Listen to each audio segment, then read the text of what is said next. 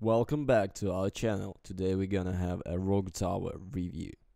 So, shortly about the gameplay. The gameplay is a classic tower defense with usual principles in the style of a comfortable roguelike. At the very beginning they offer to choose an important kingdom, setting how many passengers there to the castle the enemies will attack right from the start. This number varies from 1 to 3. We are thrown into a randomly generated initial location that needs to be protected. There are only a few cells for the location of protective structures, but this is where the fun begins. We arrange the first tower and call on a wave of enemies, all the salt in this progress. The fact is that the call of opponents is carried out only when the starting location increases in the side, and so every wave.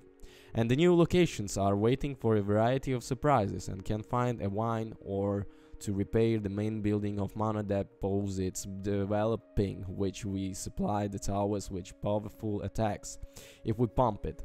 There were a lot of variations. As playing field expands, the new types of reinforcements arrive to the enemies. I also noticed that you can open locations with special buildings, and these buildings will generate special enemies, for example as cemetery and ghosts. An important feature is that by expanding the playing space, there may be a reinformation of monsters approach path on, and then the more enemies will attack from these open passages, and we will have to build more and more sophisticated defenses. Branches can contain other branches, and there are more and more of them. All unlocked cells randomly generate objects and various of new passages.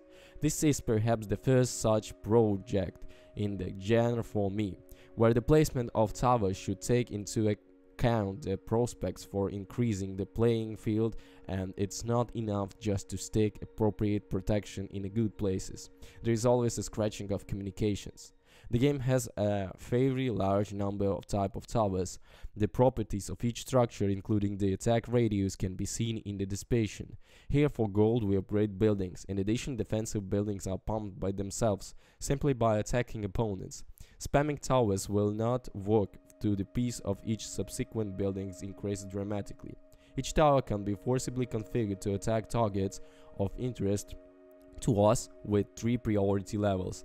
There are a lot of variations. You can beat by the headline, the most armored, various wounded animals, and so on. By default, buildings attacks the don't see first. The first is not only a good idea. For example, a ram can roll behind a crowd of simple orcs, which will cause a lot of trouble. It's worth nothing that the main improvement of the new type of building notched here. Those improvements that drop out during session is at special details, the global development tree. At some point a loss occurs, and then our succeed are converted into experience according to the same formula, which can be spent in the pumping tree is arranged a very unusual way. There are two types of improvements, permanent and dynamic random, as well as the conditions for opening other upgrades. With the constant improvements, everything is clear, and conceptually they are nothing new. Another thing is dynamic random improvements to the specific towers.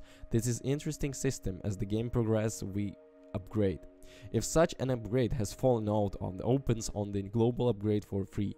But you can open it manually from the collected experience, and it even makes sense, since many improvements require not only experience but also a certain number of open cards.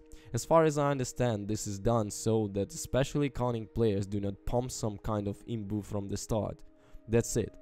The type vary of improvements are just a sea, ice, run, wide.